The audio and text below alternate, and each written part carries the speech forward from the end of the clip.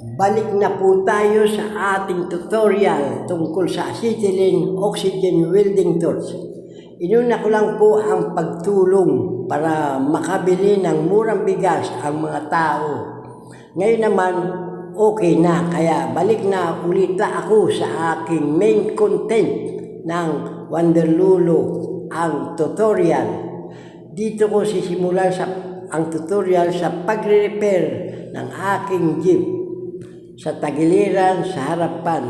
Sa katandaan, kinalawang na at nabulok. Sinabi ko na ang pagwi-welding ang magandang matutunan. Itong sirang ito kung ipagagawa sa isang pagawaan o repair shop, malaking halaga na ito. Kung may alam tayo, ako na ang gagawa nito.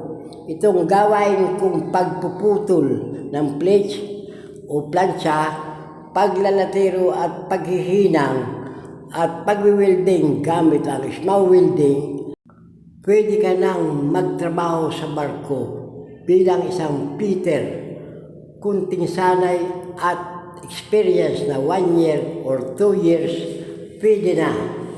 At magkano naman ang bayad sa isang fitter ng barko? Nasa $2,000. Ganyan kalaki ang bayad sa isang fitter ng barko. Madali lang ang matuto ng acetylene oxygen welding at may interest lang. Kahit sa bahay, kikita ka na ng pera. Puputulin ko na ang plates o plancha na ikakabit ko gamit ang acetylene welding torch.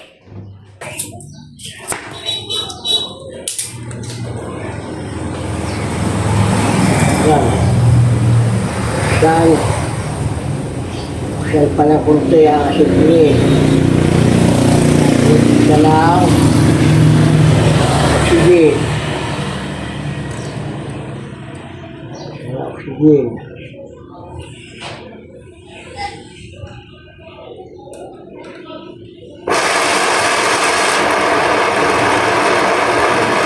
Ang ganyan, malakas ang hangin. Medyo sila ng konti. Malakas ang hangin. Pag may ingay. Kaya medyo malakas ang apoy natin. Iitip na natin. Medyo mahina. Lagyan pa natin ng acetylene. Buksan pa ang acetylene. Ganyan. Ang pagtimpla. Ayan. Ayan. Buksan na acetylene ang oxygen.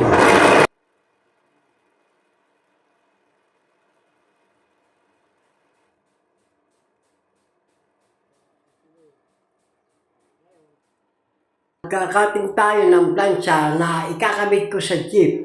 Pwede rin magkating itong acetylene welding torch, pero sa maninipis na plates o plancha lang. Makapal na bakal ang puputulin, palitan ng acetylene cutting torch. Ito ang pang malalaking bakal, tubo na malalaki at makapal. Buksan ng konti ang oxygen valve para maitulak ng hangin ang natutunaw na plates.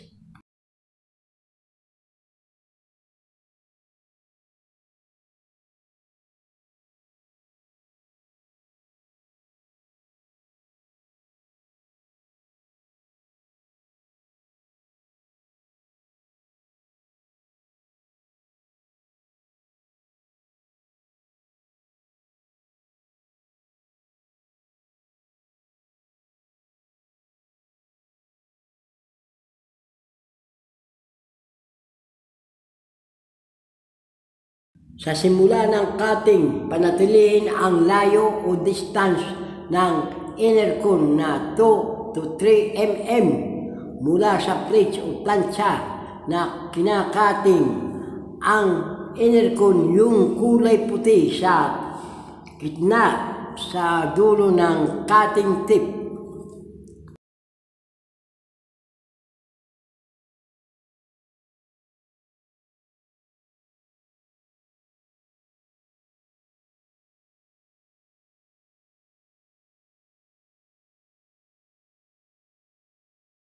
Matapos putulin, ang unang isasara ang acetylene valve, tapos oxygen valve. Okay?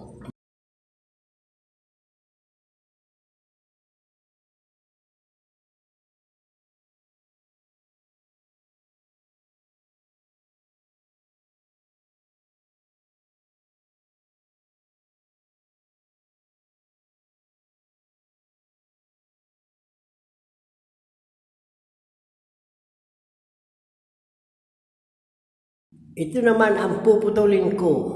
Ganito lang ang pagpuputol gamit ang oxy-acetylene welding.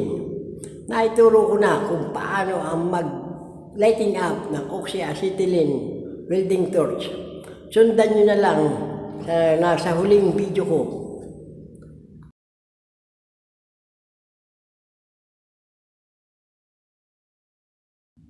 Pagkatapos ito, ikakabit ko na ito sa jeep.